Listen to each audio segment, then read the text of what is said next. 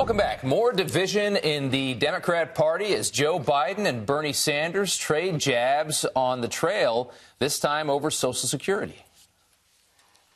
It's a flat lie. I have been a gigantic supporter of Social Security. This is a doctored tape. It was not doctored. It was what it is. Time and time again, Joe Biden has been clear in supporting cuts to Social Security. All right, first it was with Elizabeth Warren, now it's with Joe Biden. So will this party infighting influence the Iowa caucuses? How could this change things? Here to debate that, GOP congressional candidate Kimberly Klacik and Democratic strategist Mustafa Tamiz. Guys, thanks for coming on this morning. Mustafa, we'll start with you. Bernie had an issue with Elizabeth Warren at the last debate. Now with Joe Biden, what do you think? Well, Bernie's raised almost $34 million last quarter, $10 million more than Biden and Warren. So he is trying to narrow the gap. He's trying to win Iowa. And as we approach the caucuses and the rest of the primaries, you're going to see more of that. And it's actually helpful for voters. Voters got to start understanding, who's advocating for them, who's ready for the fight in November against President Trump. Yeah, Kimberly, this, it all started off as this kind of kumbaya, we just have to beat Donald Trump, we're all in this together. And now as we've moved along here, you can really see some of these fights picking up. What do you make of this? Absolutely. This is an interesting fight, though, because all Senator Sanders did was point out the fact that Joe Biden, in fact, has said in the past that he is willing to cut Social Security to balance the budget. Anyone with Google would have came up with the same information as Senator Sanders' campaign. But Biden, what he should have done, really, instead of trying to backtrack, is actually pointed out the fact that Senator Sanders has been on Capitol Hill since 1991 and hasn't done a thing. So you've got two do-nothing candidates fighting about doing absolutely nothing. And so now Warren and Senator Sanders are on the same team trying to get Biden out of there. But all this infighting does is reassure us that the Democrats are going to have a low voter turnout in November because no one's voting for socialism. All right, so let's look at Iowa here for a second because it's such an important contest to get everything started.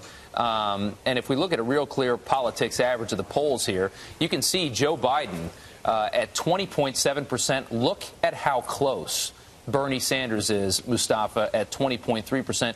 And as you go down, you see Warren at 16. My question to you is this.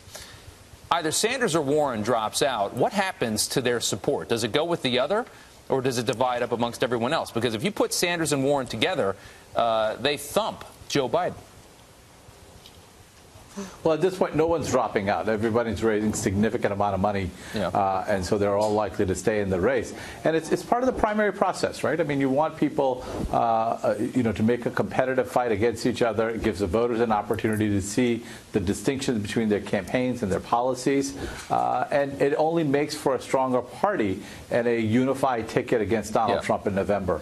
By having a strong competitive primary, that's how you win elections. Kimberly, I mean, I want to ask the same question to you because I do think it's interesting. If you take these two far-left candidates, if you put their support together, do they take the nomination? If one of them drops out, could Warren or Bernie take this thing? I'm not sure. Like I said, I don't know many Democratic voters that are voting for socialism, and that is what they are clearly both for. I think it looks like a lot of people are. I mean, look at the numbers that these two hold. Yeah, I wonder who they're polling.